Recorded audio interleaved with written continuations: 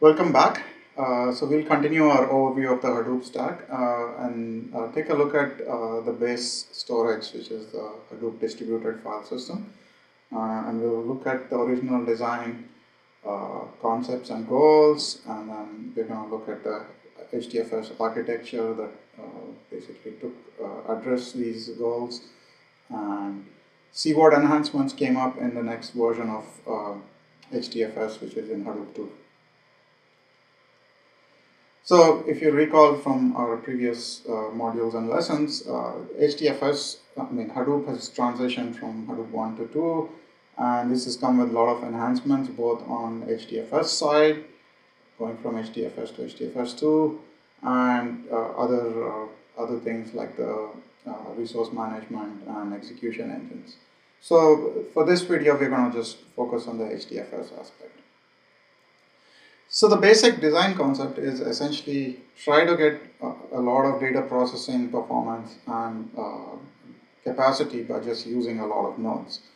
And essentially what we do is take the files and store them on blocks that are spread out over a lot of nodes. And this could be hundreds or thousands of nodes.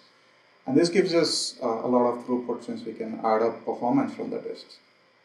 So essentially, as you add disks, you get scalable performance, and as you add nodes, you're adding a lot of disks, and that scales out the performance. Now, the data is of course distributed over several nodes, and the other nice aspect of this is you could use a lot of commodity hardware and still get a lot of performance out of it because you're aggregating performance.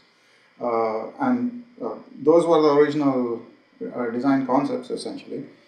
Now that actually leads to a lot of things. The first thing is you have a lot of hardware, so you need to be resilient to failure. So you could, with lots of components and nodes and disks, there's a chance of something failing, and so you need a design that can recover from a failure.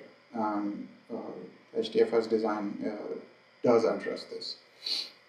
We already looked at the scalability aspect of it. This essentially is addressed by having a lot of nodes and spreading out the data. There's another issue that's about namespace scalability, and we'll address this in upcoming slides and how the new generation of HDFS is essentially handling this. Now, it's all nice to have data spread out, but that also means that your application should be local, using local data, because otherwise you're going to have the application constantly moving data from remote nodes to local nodes, and that would affect the scalability of the application itself. So your data might scale, but doesn't help if your application doesn't scale. And the MapReduce approach essentially was developed with this in mind, and the map tasks are essentially localized to close to the data as much as possible. And the last aspect is portability. When you're using commodity hardware and all kinds of different operating systems, you want some generalized option framework that essentially works on all of those systems without having to change everything each time you move. So the portability aspect is one important thing. So given all that, what was the solution? This is an overview diagram of the HDFS architecture. So as I mentioned, the data is spread out into blocks across data nodes. So you see 3 data nodes out here. So say you have a file that's broken up over those 3 data nodes. These blocks in green are basically pieces of the file that are spread out. The other thing that happens is each of these blocks is replicated, and by default it's replicated 3 times. This can be rack aware, so you can actually recover from a rack failure and a node failure. So this replication process is part of the read and write process, so you can actually see how this impacts performance a bit later. We have more slides on this in an upcoming lesson. So that's the data spreading out part of it, but something has to keep track of it, and that's the name node. And keeping track of it is essentially metadata. So this is data about the data itself. So it has info about the file system state, the block information, like the edits and transaction info, any logs, like if something is being written to, so that you're not stepping on each other. So all that's handled by the name node. So that's essentially the design. So just to summarize, you have a single name node. This is in the original design. And multiple data nodes. So you have data nodes managing the storage, essentially, blocks of data. And they serve the read and write requests from clients. And they do block creation, deletion, replication based on what the name node is telling them. So in the original design, there was a standby name node option, and the failover could be handled manually. And that's preserved in the current design too. So what changed in Hadoop 2? The big thing is HDFS federation. So what do we mean by federation? Basically, what we are doing is trying to have multiple data nodes, multiple name nodes, so that you can increase the namespace scalability.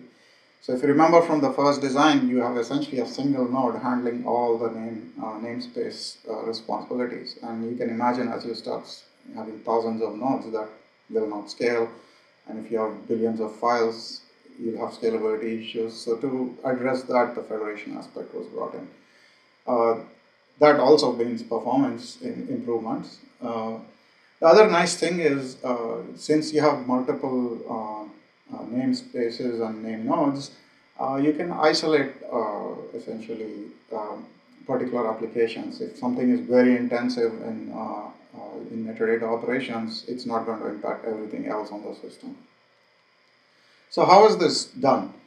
So the first aspect, as I mentioned, is multiple name node servers. And the next aspect is to have multiple namespaces. And the data is now stored in block pools. So there's a pool associated with each name node and namespace. And these pools are essentially spread out over all the data nodes. So the other features I want to talk about before I go to the overview diagram is high availability. So you have the option of redundant name nodes. Again, the failover is manual. The other key component that changed is essentially having heterogeneous storage and archival storage. Now, there's a lot of new storage solutions. Everything is getting better in terms like SSDs and archival storage. You also have a lot more memory on the nodes now. So all this can be put into the heterogeneous storage and essentially handled by HDFS, so that you can get all the performance out of these enhancements. So this is all supported in Hadoop 2. So I want to finish by looking at like a quick diagram of the federation. So if you remember the original design, you had one namespace and a bunch of data nodes. So the structure looks similar. You have a bunch of name nodes now instead of one name node. And each of those name nodes is essentially writing to these pools, but the pools are spread out over the data nodes just like before. Essentially, the data is spread out in blocks over the different data nodes. So the block pool is essentially the main thing that's different. Now, when we go forward and look at HDFS in detail, we're going to still stick to the original HDFS design to explain things because that's easier, but I want you to keep this in mind that the scalability has been improved by this federated approach.